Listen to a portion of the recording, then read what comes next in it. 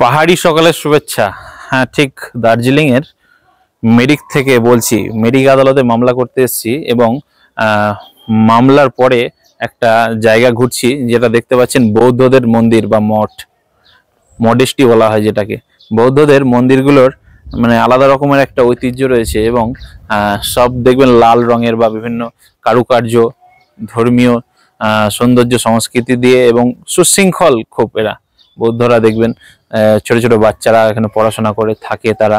হ্যাঁ, অন্যান্য মানে মিশন বা অন্যান্য মাদ্রাসার মতো যেমন সিস্টেম আছে বিভিন্ন ধর্মে, এদেরও কিন্তু এরকম বিষয় আছে। তো বিষয় হলো, যে বিষয়টা মূলত আলোচনা করব বলে আপনাদের কাছে ভিডিওটা করছি, একটা গুরুত্বপূর্ণ বিষয়। অনেকেই জানেন, অনেকেই জানেন না যে আইন কি সবার জন্য এক।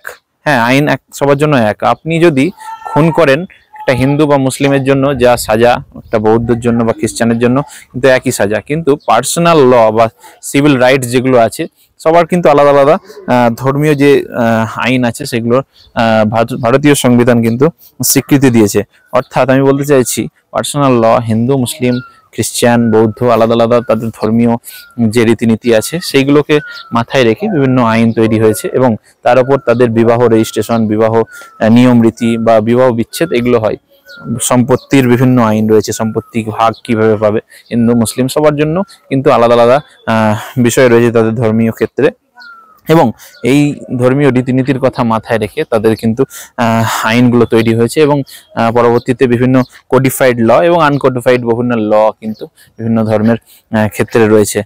তো বুঝতে পারছেন, পার্সোনাল ল, মুসলিমদের পার্সোনাল ল আছে কবরস্থান, মসজিদের ক্ষেত্রে, সম্পত্তির ক্ষেত্রে। হিন্দুদের ক্ষেত্রেও বিয়ের যে নিয়ম নীতি রয়েছে সেগুলোর কিন্তু মাথায় রেখে বিভিন্ন আইন তৈরি হয়েছে এবং বিবাহ রেজিস্ট্রেশনের যে পদ্ধতি সেগুলো হিন্দুদের ক্ষেত্রেও তৈরি হয়েছে, খ্রিস্টানদের ক্ষেত্রেও তাই। অর্থাৎ ভারতবর্ষের সংবিধান কত মানে উদার এবং গণতান্ত্রিক বা ধর্মনিরপেক্ষ বিষয়। বুঝতে পারছেন, রাষ্ট্র মানে যারা ভারতবর্ষের সংবিধানকে তৈরি করেছিল তারা কিন্তু এই বিষয়গুলো মাথায় রেখেছিল এবং সমস্ত ধর্ম, ভাষা, জাতি, বর্ণ নির্বিশেষে মানে প্রতিটা জিনিস, একদম ছোট ছোট জিনিসের উপর ধ্যান দিয়ে ভারতবর্ষের সংবিধান তৈরি করা হয়েছে। এবং ধর্মীয় যে স্বাধীনতা, প্রতিটা মানুষ যাতে এখানে দেশটাকে নিজের মনে করে, মাটিটাকে নিজের মনে করে, সেই হিসাব করে কিন্তু প্রতিটা মানুষের ধর্মকে এবং তাদের ধর্মীয় রীতিনীতির উপর গুরুত্ব দিয়ে কিন্তু আইনগুলো তৈরি হয়েছে এবং স্বীকৃত। সেগুলো সরকারিভাবে বিভিন্ন আইন আদালতে আপনি কিন্তু মামলা করতে পারবেন। আপনার যদি পার্সোনাল ল কোনো ভায়োলেট হয়, আপনার ধর্মীয় স্বাধীনতা, আপনার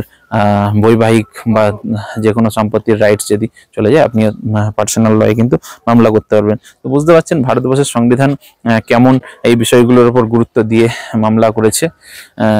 তো বুঝতে পারছেন ভারতীয় সংবিধান এই জিনিসগুলোর উপর গুরুত্ব দিয়ে কিভাবে আপনাকে ধর্মীয় স্বাধীনতা দিয়েছে এবং প্রত্যেক ভারতবাসীকে যে সমান অধিকারের যে বিষয়টা সেটা খেয়াল রেখেছে। তো দেখতে পাচ্ছেন একটা বৌদ্ধ মন্দির থেকে আপনাদের, দার্জিলিং এর একটা বৌদ্ধ মন্দির থেকে আপনাদেরকে এখন এই ভিডিওটা করছি এবং আপনাদের সাথে আইনি আলোচনা চলছে। তো সকলে খেয়াল রাখবেন এবং বিভিন্ন আইনি বিষয়ে আলোচনা শোনার জন্য এবং যারা আইনের এইসব বিষয়গুলো জানে না তাদের কাছে এই ভিডিও পৌঁছে দিতে, বার্তা পৌঁছে দিতে ভিডিওটি সম্ভব হলে একটি শেয়ার করবেন এবং আইনি যে বিষয়গুলো আছে সেগুলো সকলের কাছে, প্রত্যেক ভারতবাসীর কাছে পৌঁছে দিতে এবং তাদেরকে সচেতন করবেন। তো সকলে ভালো থাকুন, সুস্থ থাকুন, আবারও দেখা হবে, আবারও আইনি আলোচনা হবে। ধন্যবাদ।